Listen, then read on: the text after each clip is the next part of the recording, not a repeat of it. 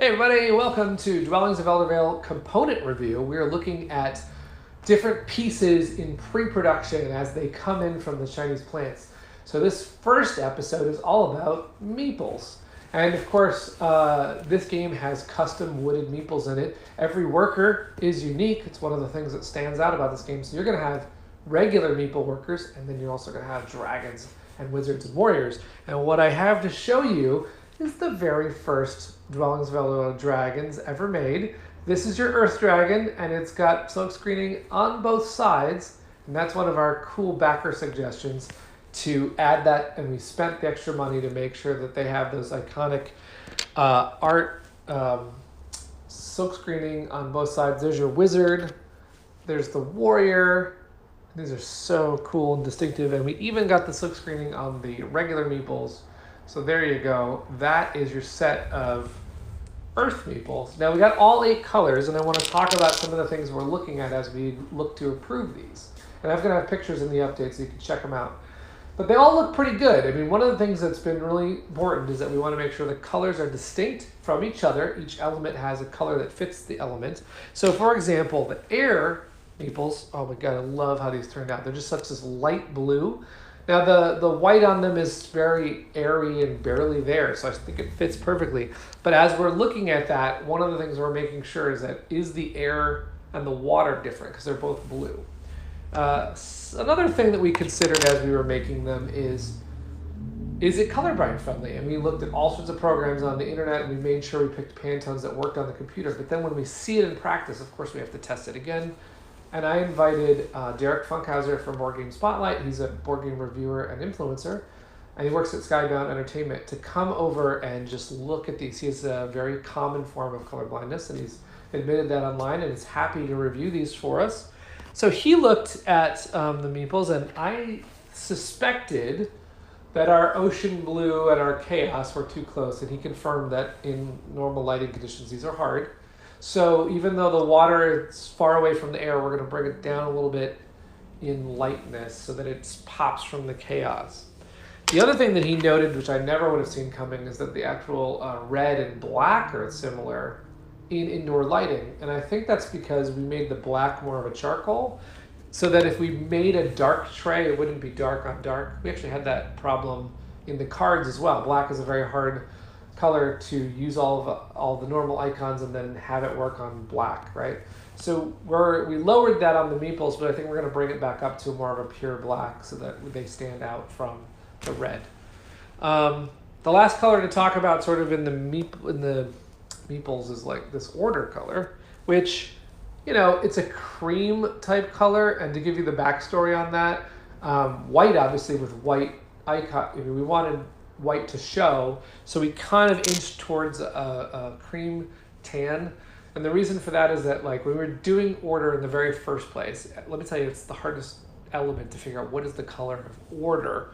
And light and air were difficult because, you know, any one of them could have been white or gray. But we eventually said light's yellow and air is light blue, and then order was de facto white. And we didn't want to make it like snow, because snow is organic and loose and rough. So we took all and cold doesn't fit order per se. So we took cold and we moved it to air. And we said order is more like chiseled marble and stone, and the dwarven mines meets the centaur's hides.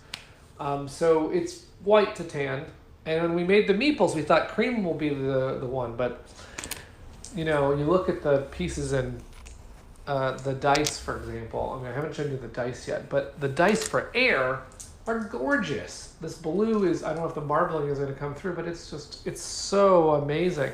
The dice for chaos are this great swirl of purple. And then the dice for order are this ugly blah. I mean, it's, you know, it's a color, but we're not going to make it that color. So then what do we do? So we're stuck between, you know, you can't do white dice with white pips, so what do? And then also the white meeples, we sort of have a choice. We either do white meeples with no design, so order is the only one without a silkscreen, or we do white with a tan silkscreen, which is different than all the other ones, or we do tan natural wood and make it a dark brown. The problem with that is that all of a sudden then the miniatures have to be a dark brown, and then I don't know. That's just not what we were thinking for order. It doesn't fit the tiles on the board. So we made the decision to go with white. So we are going to make all white meeples with a tan outline and all white dice with black pips. And it's going to be different than the other elements. But as Luke and I said, for the sake of order and for the sake of 8 unique elements on the board and all of them being popping from each other and being the right one for that color, we're going to make that fix. So we're going to make the order ones clean white. We're going to make the water ones less dark blue, and we're going to make the black darker black. And that's our meeple. I'm so excited to see dragon meeples. Oh my god. And the watcher, by the way, I didn't mention the watcher yet, but the watcher sort of has a teal color and it's its own piece. Now, if you don't remember, this is the solo player mode ghost watcher that will be chasing you the whole game. And so it's its own piece, and it has its own spot in the tray, which we'll go over when we talk about trays. The other thing I want to talk about, though, is resources. And although I don't have the cardboard resources yet, we have the deluxe resources, which are, oh my goodness, these gold coins they're so weighty in your hand, and they feel great, and they've got cool dragons on them.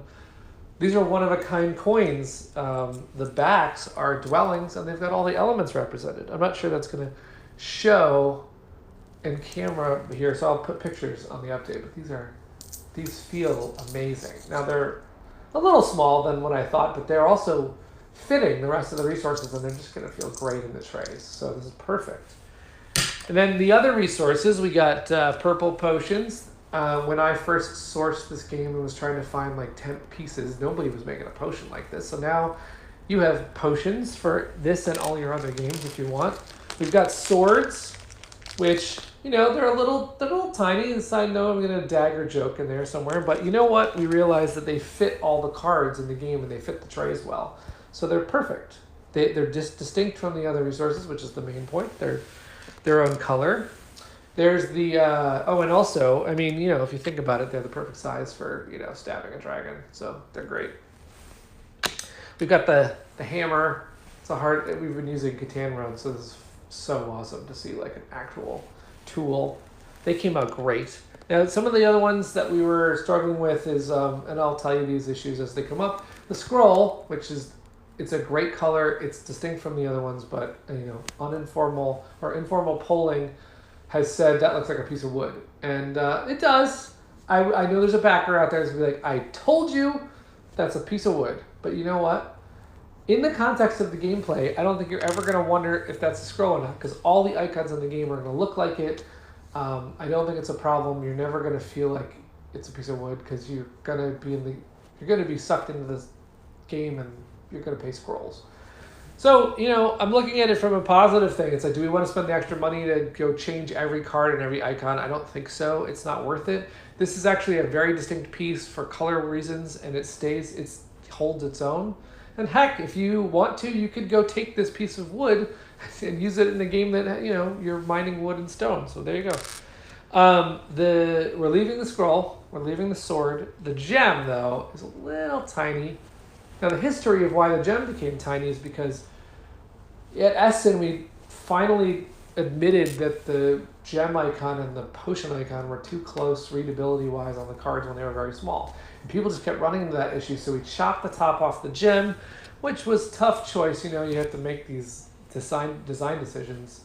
I loved the gem before, but it's stronger in its natural gem shape, but it's just a little small. So what we're going to do on the resources, we're going to pop the gem bigger. We're going to leave the rest of them because they're all the perfect colors. And we're going to get started on those production, and we're also going to get Meeples Source started on their production. So that'll be the resources done. The last thing to talk about for this update, there's a lot more to cover. We've got tons more pieces to show you, but since the name of the game is Dwellings of Eldervale, I'll show you a super rough, not fully colored. It's not the right color yet, because you're going to get this in your player color. But this rooftop is cooler than any other one we've ever had, because we've had these temp roofs. But check this out. It actually makes a meeple into a house. And there you go, everybody. Dwellings of Eldervale. They're super cute. Now, funny story, I've said to people that the dragon can't make a house, but actually they kind of fit the dragons do. But They are for your meeples. They're not for your warriors because that looks like a cocktail drink there. But they're super adorable, and they're going to be in the 8 colors that we've just approved. So there you go. You're going to have those, and they fit in the game trays perfectly, all snug, all 6 of them, easy to grab and easy to put away and locked into those trays. So I can't wait to show you that on another update. So it's Dwellings of Eldervale, Meeples, and wooden resources and gold coins. And until next time, we are going to make this awesome game with you, and we appreciate your support for Dwellings of Eldervale. So cheers.